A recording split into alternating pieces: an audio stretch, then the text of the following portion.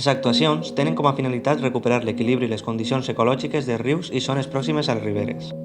Els canyers del barranc del Tabalet estan principalment conformats per l'espècie Arundodònax, invasora i de difícil extinció.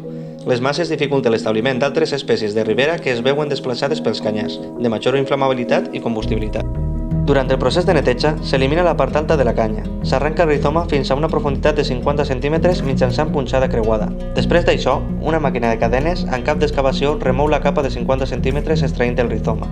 Una vegada extret, es tritura per eliminar la seva capacitat de rebrot i se verifica manualment l'estat final. Per últim, es col·loca una malla geotèxtil i de plàstic totalment opaca per evitar l'entrada de llum i garantir que no es produïsca un rebrot. Finalment, obtinguem un barranc net, amb malles geotèxtils col·locats en unes zones del barranc, i una vegada passat el temps necessari per la mort del rizoma, es recomana revegetar el barranc.